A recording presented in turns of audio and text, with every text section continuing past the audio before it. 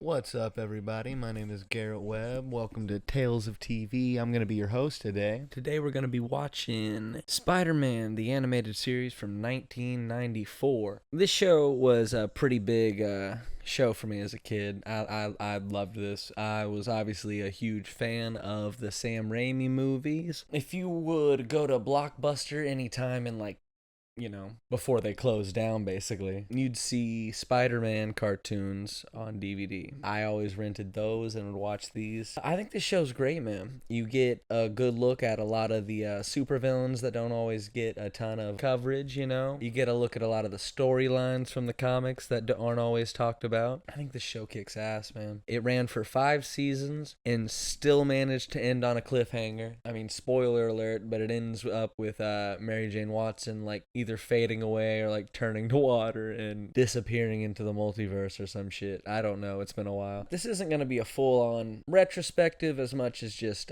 me talking about my feelings on the show. Maybe having a few laughs along the way. I love this theme song. Joe Perry of Aerosmith on the guitar. This song kicked ass as a kid. I guess I'll just talk about if you don't know who Spider-Man is, he is a boy turned spider becoming a man. Spider.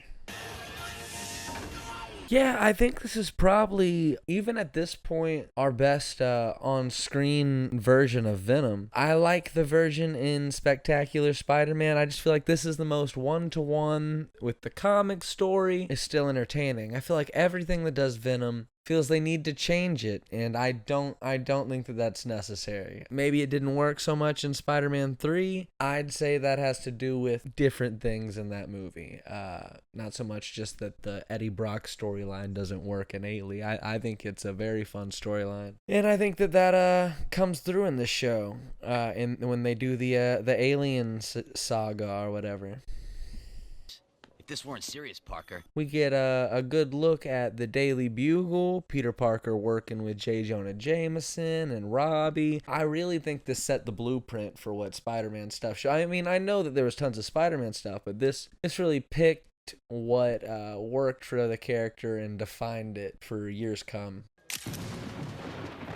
I love the animation style in this. It's definitely some of it's dated, but I still love the art style. I love that it touches on the financial struggles of everything, even though this show can't go like they're not literally allowed to throw punches in this show. You can't say someone's dead, so they'll say someone got demised. You know, it's a strange thing, but they still somehow find the right time to throw in adult subject matter. Wait a minute. Looks like I was mistaken. Yeah, you got some terrible stuff in it too, like that. I don't even know who this girl is. He doesn't particularly seem to care for her either. Shh. Something's wrong. See, that's pretty sick. I love the way they do the spider sense in this, where it goes some weird psychedelic, nightmare. Just stalker Eddie Brock in the background. This is probably the most entertaining version of the Lizard that I've seen too, because I don't love the Lizard in The Amazing Spider-Man. I like a lot about The Amazing I love Andrew Garfield in it. You know, a lot of people have lost limbs. I wonder what the statistic is of the amount of people that have lost arms that have injected themselves with lizard DNA. How many people have tried it?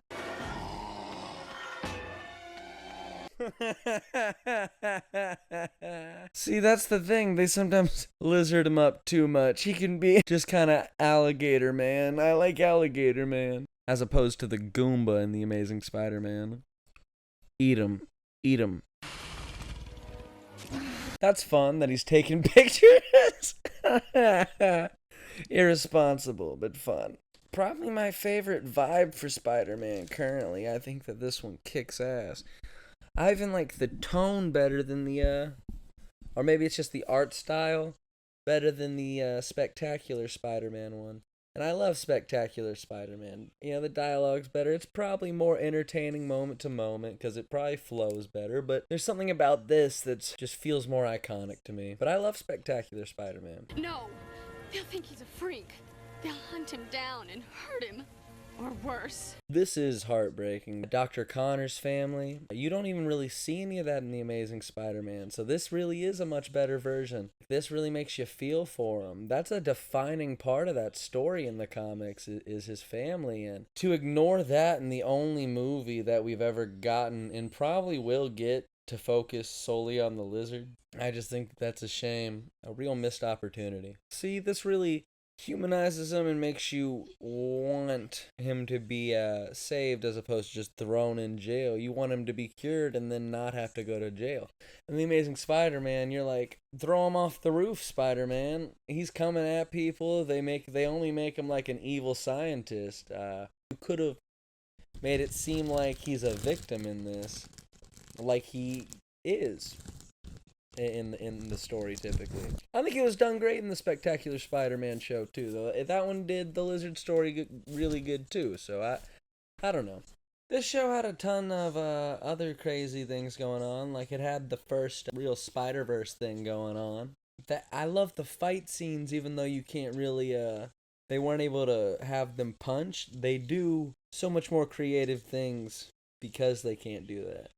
They have the inner monologue going on in this. I'd like them to bring back that. They made fun of the voiceover in the old Spider-Man movies. I wish they'd lean into that more. I'd love an inner monologue throughout an entire Spider-Man movie, like a novel, or a comic book, you know?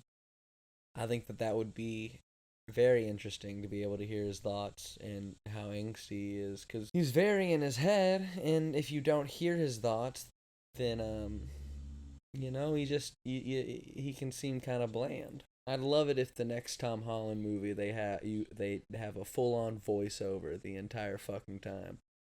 But maybe not even like, you know, talking to the audience as much, but just like you can hear his thoughts the whole fucking time. And he's become really neurotic and like narrating his life just because he's lost his mind and become so fucking lonely being Spider-Man. I think that'd be a cool place to start it.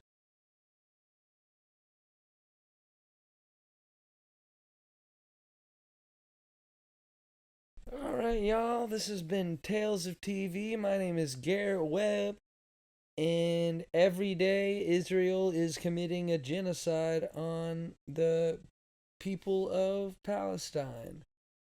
Free Palestine? I don't know, man. I love this show.